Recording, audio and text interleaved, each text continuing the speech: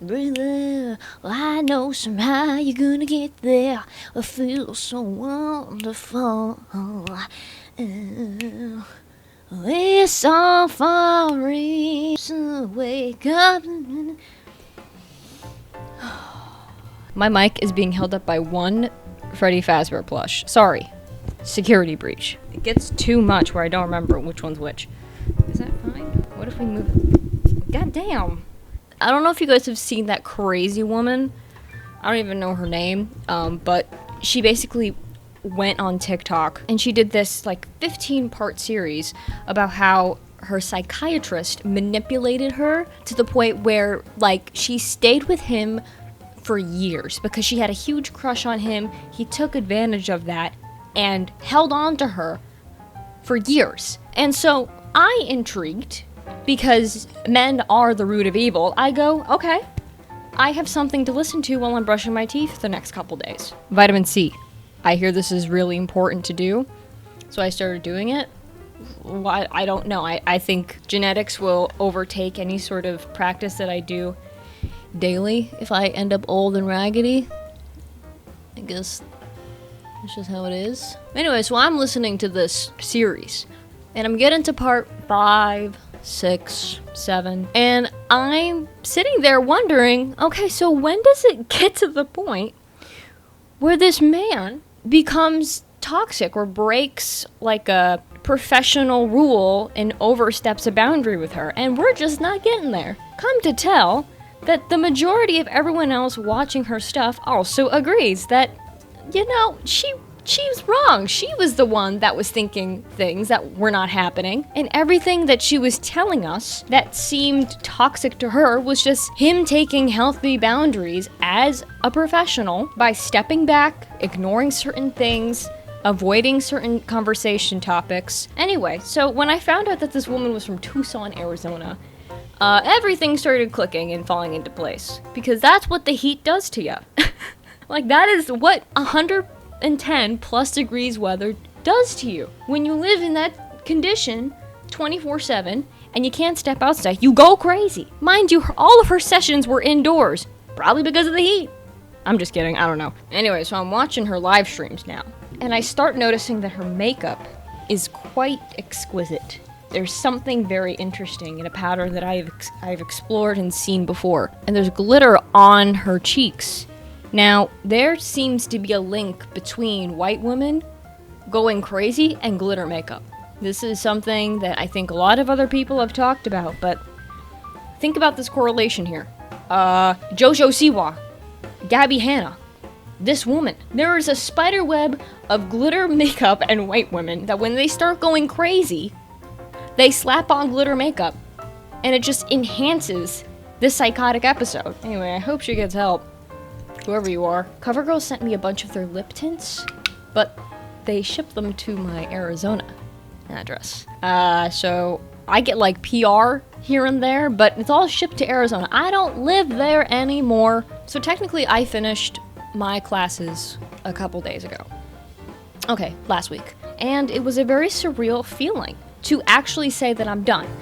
I have been in college for 5 years. Okay? So when I am happy that I'm out of school and I don't have to log into Canvas anymore, even though I do on a daily basis because I still haven't gotten my email confirmation and my status on my thing just says I've applied for graduation. It'll remain that until I get my degree posted, which is so fucking stupid. I'm still, it's so hard to believe that something is over when it is something you've been waiting for your entire life. When your family has revved up this idea, you go to college, you get this degree, and it's finally over. This is what it seems like.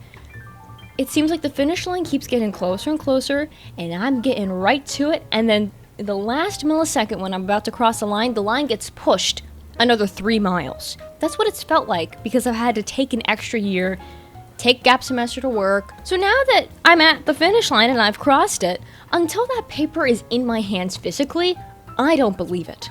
And that's so sad because I want to celebrate my accomplishments.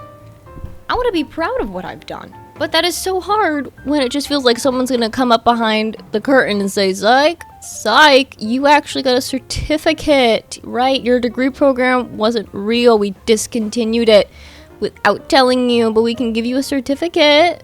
We can do that. That is so stupid. I cannot believe there's actually colleges that discontinue a program when there are like thousands of kids, hundreds of kids in that program. Are you kidding me? And they give them a heads up, like maybe a semester ahead of time. But like, maybe what you should do is roll out the news at least a year and a half before you actually discontinue it. Now, I don't know the funding rules when it comes to these types of programs, but like, you can't just be like, hey, we're done. I can't see. I need to focus. This part's really tedious, I'm sorry. You just can't be like, hey, we're done. We're not doing this anymore. Here are your options. And it's like a major that has a little bit of correlation, but ultimately you're gonna have to basically retake the past 3 years that you've been working. Anyway, so what do I fill my days with now? I'll tell you this, my postpartum depression of having a dog has transitioned to post-grad depression. I just feel lost. I feel like I'm not getting anything done. But you know what I have gotten done recently? All my dental work. All my dental work, that's right. That's right. All of the cavities and fillings that I have needed because I was not taken regularly to the dentist growing up because of financial reasons. Like the majority of people in my tax bracket growing up. When you get to your adulthood, you start realizing that all of those missed appointments and just like the inability to go to appointments, and also I was stupid and didn't take care of my teeth. It adds up when you turn 2021. And it's like, you know, I haven't been, as scared as I am of the dentist, well, I have not been in a while enough to remember why I'm scared.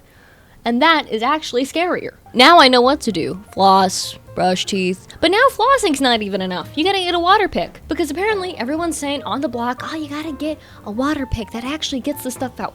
Well, what actually gets the stuff out? Like, I've gotta do 5 different things before I can even go to sleep or I can eat my breakfast, apparently.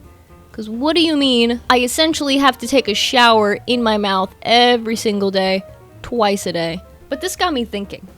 You know, most people who are my dentists, who are my doctors, they're older than me, right? They are the people that take care of me. But when I'm old and I'm in the dementia home, or I'm put in some sort of like, you know, assisted living, the nurses that are gonna take care of me are not born yet. The chances of the entire staff of people who are gonna be changing my diapers, cleaning up my piss, feeding me, changing me, putting me in those sticky socks, wheeling me to the living room to watch old shows like The Office and Parks and Rec and all those things. They're gonna put South Park on the TV and be like, oh, remember this when you were young? You used to watch South Park.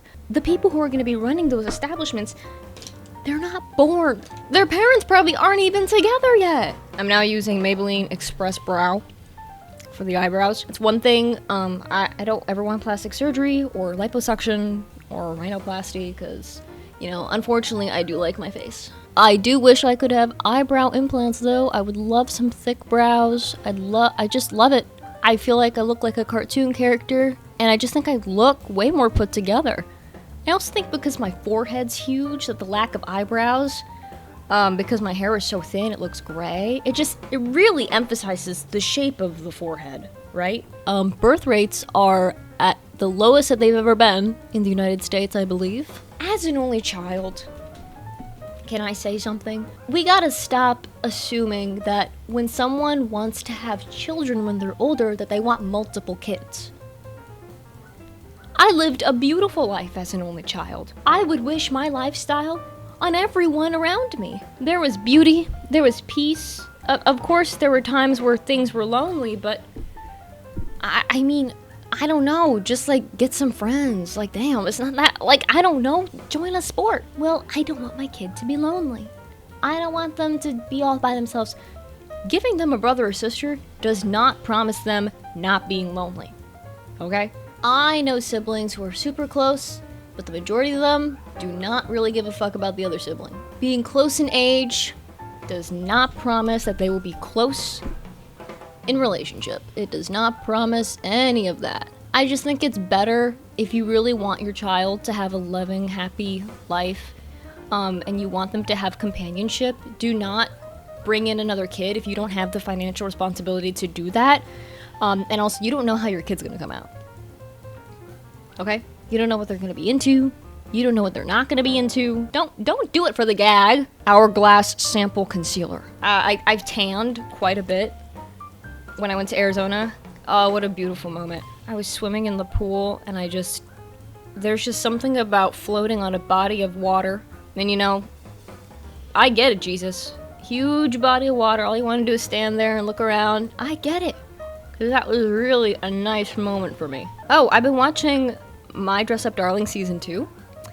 And listen, I know the first season's very fan servicey.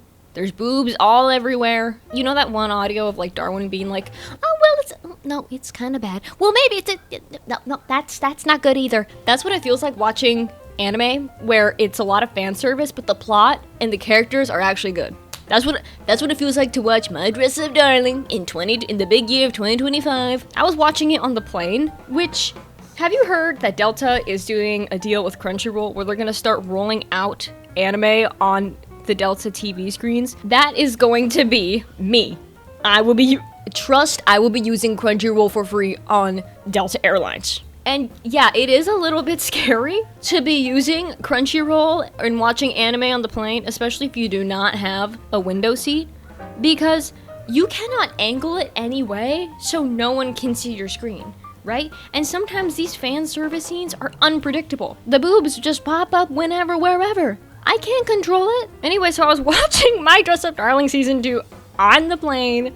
Listen, I don't give a fuck. If I like a show, I will watch it. If it makes the plane ride go by faster and I don't think about the possibility of the plane crashing, trust, I will watch whatever I need to watch. And if it's fan service My Dress Up Darling Season 2, God forbid, I will do it. Ultimately, I really liked Season 2.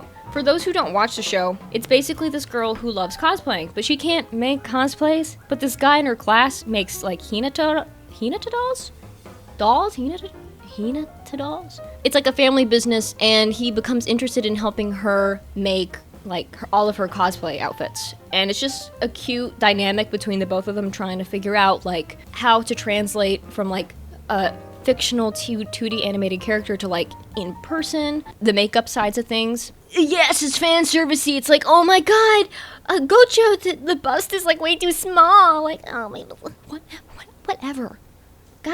Yeah, her boobies are out there.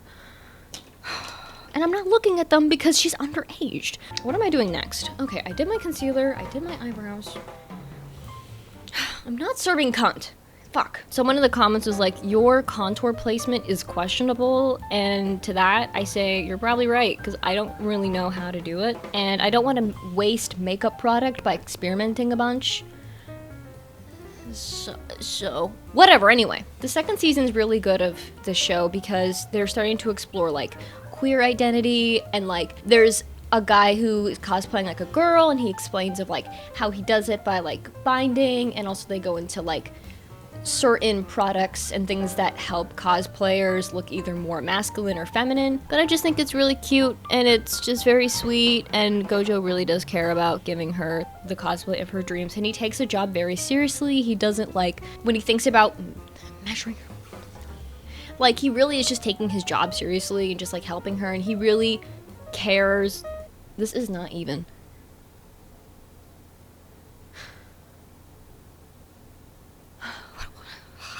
But I really like it, and I'm excited to keep watching. This was the Say cream bronzer. I realized that I actually want a powder bronzer because my skin is already dewy, and every time I put like a setting powder or whatever, it just kind of takes away from the bronzer because it's like lighter. So, I mean, I just don't know really what to do about that. 5:23, we leave at 5:30. I always go in and out, like it's like a mental state of watching anime. It's either something I'm really into or something I haven't touched in months.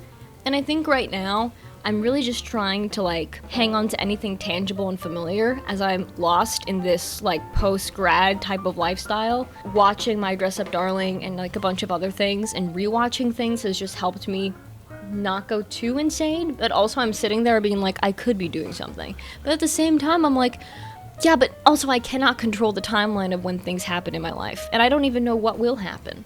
I also think about that when it comes to dating. I've had only like 1 or 2 people ask me this because I've been dating my man for almost 3 years, and by the way, I had a bad dream last night that he was really mean to me.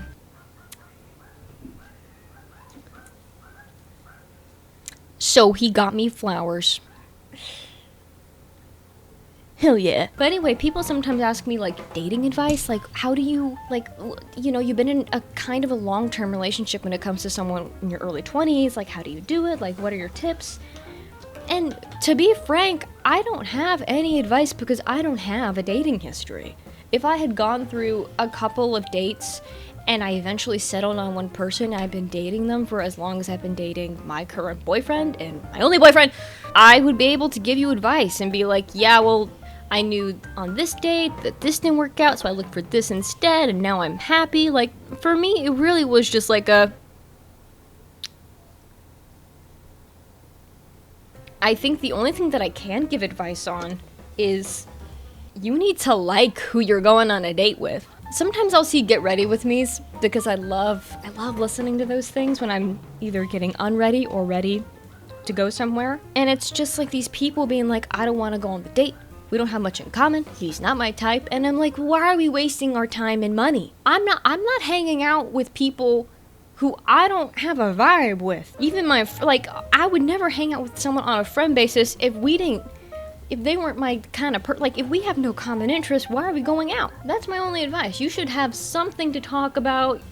You should have some sort of commonality. There's gotta be something. There's 7 billion people, almost 8 in the world. You're telling me not a single one of those people have the same 5 things in common with you that are at the core being of your personality? We're using the Rare Beauty blush in, I don't know what shade because it's faded off, but we're using it because it's the only blush that I have. And we're using it not because I like it, but because I bought it a while ago and I'm not gonna buy one until this one's out. It's just, I don't know, it just makes me feel really pale. Oh, like I said, I was in Arizona, I got some sun, and something very interesting happened on my flight. So during Christmas time, I got my parents and I tickets to see the Phoenix versus Indiana women's basketball game. It was an expensive gift, but thank you, StubHub. And I was able to take them. It's always been a dream of mine to, you know, take my parents to something they both enjoy, and I'm just like, it's covered. It's covered. So I got that for them. So the plan was that I would fly in 2 days before, and then I would fly out a couple days after. I've never thought that I would see a famous person on my flight going to Arizona, because it's Arizona. Like, I always assume that if I'm gonna see a famous person, it's gonna be in the JFK airport, but on my direct flight from JFK to Phoenix Sky Harbor, it doesn't really make that much sense. I don't know anyone, and most of the people who are on my flights going to Arizona are people who are going to party and vacation in Scottsdale. Like, it's maybe 20% Arizona locals, and then the other 80% is just like young people my age going for a bachelorette party, boys trip. Like, I'm always sitting behind, next to, or in front of like a group of people being like, yeah, let's go to Scottsdale, we gotta get the rental car, we gotta go to Scottsdale. Everyone loves Scottsdale because that's a ritzy area. So whenever someone's like, yeah, I live in Scottsdale, I'm like, hell yeah, you do. Hell yeah, you do. I wish I lived in Scottsdale. Anyway, I get to my gate, and I start boarding the plane, and, you know, I'm starting to look at people in first class now. I'm just starting to make eye contact. Anyway, so I look to my left, I'm scanning, and I see a pair of eyes that I have seen before in person a very far ways away from, and on screen digitally. It's Diana Taurasi. Like, the best women's basketball player in the world, Diana Taurasi. Things start clicking. In a matter of minutes, sorry, not even minutes, seconds, I start realizing, oh, Diana Taurasi is probably going to Phoenix to watch the Mercury versus Fever game, just like I am. She's not playing this year because she retired earlier. Anyway, she looks at me once, And I don't think I give like this look of like, oh, I know you, just like a accidental eye contact with a stranger kind of thing. But I start clocking the tea. I start standing on business, and I'm like, oh, I mean, I don't say anything, so I'm not really standing on business with her, being like, hey, Diana, I'll see you at the game in 2 days, girl. There's no time for me to say anything to her. I'm already in Delta comfort area, and I can't say anything to her after the flight either. Because we exist in 2 different tax brackets, okay? My seat was assigned to me at the gate, alright? At the gate. I was in 34A, alright? And by the time that she would get off the plane, I would not be able to step out and be like, hey girl, I went to a basketball game of yours when I was 11, my dad took me, and then I saw you last year, and now I'm actually here for the game too. I know you're not playing, but I love you, girl. And I knew it was her because she always has a slicked back bun. Like, if she did not have her hair back like that, I would not know who she is. I don't know who this man is, but it was literally like her hairstyle and everything that gave it away, and I was like, Mrs. Tarasi, she's married? Oh, here's a heterosexual question that's really ignorant. But it's a question. So, when 2 gay people get married, straight white man question. Do you just like choose randomly which last name you like more to change to the other last name, or do you keep your like what do you guys do? I know everyone's different, but tell me what you do. Cause me, I know that when I get married, I'm not changing my last name. I'm not hyphenating it. I'm not changing my last name at all. And I said that in front of my friend who's trans. I said, I'm dying. My birth certificate is going to be the same name as my death certificate. And I looked at my friend at the moment I said that, and I was like, but that is a personal preference. That is a personal preference of mine. That does not mean that everyone needs to be But he laughed, so it's okay.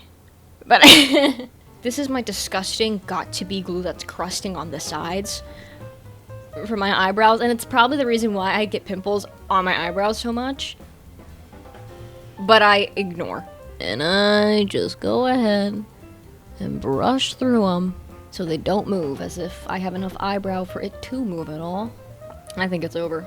I think it's done. I have nothing else. I am now gonna set with this setting powder, and it's Laura Mercier, and I got it at TJ Maxx for like, I think $12. Most of my high-end products, like this one right here, this was from Marshalls, and this is a bigger one. So when I'm done with this, I use this. It's all just like overstock that's sent to like TJ Maxx and like Marshalls. So if you ever see anything, you're like, oh my god, she has money. And I'm like, right. I scratch off the Marshalls like discount sale. I got sent the aisha, something very sweet that my boyfriend said once was that, I do mispronounce words a lot, but not because I'm stupid, it's just because I read the words, I'm not hearing them. Which proves that I actually am really smart because I'm always reading things. And I said, oh my god, you're right. I got sent Osea's night collagen cream and retinol stuff. And, you know, I think I'm just too young to be using retinol, so I gave it to my dad. And I do think it works because I saw him recently and I'm like, oh god, you look so youthful. There's like a glow. And white men at your age, they don't glow. And he's like, I know. I think it's the retinol. Put a little bit on the eyelids because it's greasy. And I use the Maybelline Sky High waterproof mascara that isn't waterproof. See, this is what happens when you plan accordingly and you don't rush your makeup and you just take your time. Because now I've got around like 45 minutes to just chill out before I gotta go. Cuntification.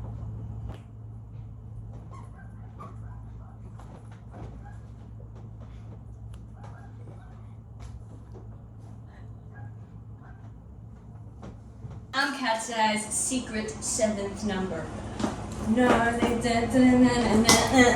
Second Filipino has joined Cat's Eye. Second Filipino has joined Cat's Eye. I'm watching the Queen Vanilla Mace, and I think I ordered probably the best Big Mac I've ever seen in my life. It is so plump. That bun, that's incredible. It's gonna need a lot of ketchup though, but goddamn, that's a real good Big Mac.